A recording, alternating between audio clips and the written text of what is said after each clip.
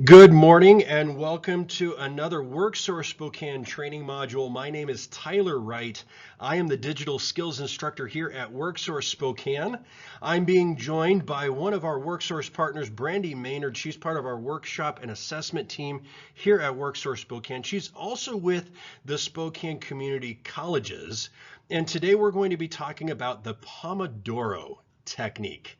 Now, as I work with computers and I do see a little bit of the job seeking realm, Brandi, can you tell me a little bit more about this Pomodoro technique? What is this? This Pomodoro technique started, there was a gentleman, and what he did is he decided that you could be more productive if you chunked up your day. It's almost like sharpening your saw. And so he said if you worked for 25 minutes and had no distractions and then took a 5-minute break and those were called a Pomodoro. So one 25-minute with a 5-minute break is one Pomodoro, and you did 4 of those and then took a longer break, you'd be much more productive in your time. And this is important for job seekers because we oftentimes are, busy, and we want to make sure that we don't get distracted by social media and other tasks. And if we can make sure that we can prioritize those important application deadlines and use this technique, it'll help us to be more productive. All right, now that sounds like a fantastic idea. The ability to kind of help your own productivity by breaking up your workload into segments, if you will.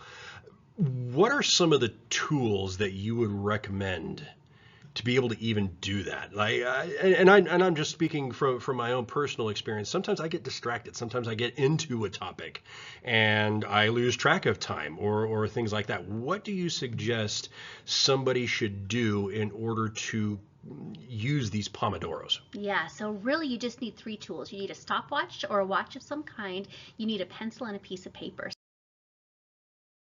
So on that pencil and piece of paper, you write down what it is, that Pomodoro that you're going to be working on, what you're going to focus on for that 25-minute period. And then you set your timer for 25 minutes and then you go. If you get distracted anytime between there, then you stop. You can jot down a little note to yourself so you can go back to that topic when you're on your break, but then you just keep working through that Pomodoro and do your best not to get distracted. So it's just as simple as having those 3 tools. There is an application online called Pomodoro, and it's a simple app that'll block notifications on your phone, so you can use that application if you want, but really it's just creating that to-do list of tasks that you want to tackle.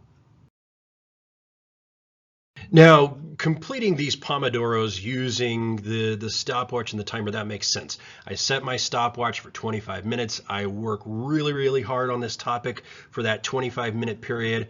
I take my break. What should I do next? Once I finish a Pomodoro, how do I kind of move to the next Pomodoro?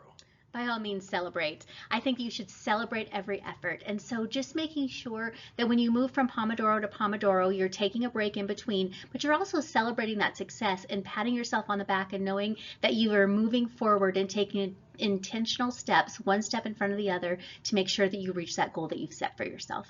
So kind of like the painter that sits back and looks at his painting after he finishes putting on the paint. You just kind of sit back and look back at your work. Exactly. All right.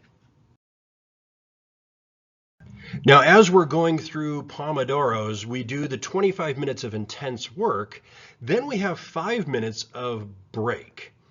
What do you suggest we should be doing during that break time to not only refresh ourselves, but also make sure that we're maintaining that energy so we go into the next Pomodoro with the same amount of energy to get things accomplished? Exactly. Well, first, step away from your work. So you want to be completely away from your desk or the work that you were working on. You can stretch, grab a snack, do a quick dance if you want to. It's really a good idea to do this outside if you can get a good, nice breath of fresh air. It's great to do it outside, and it's great to do it if you could. Maybe even interacting with other people might be a good way to keep that energy up. But just whatever it is for you, whatever helps you to maintain that energy, do that.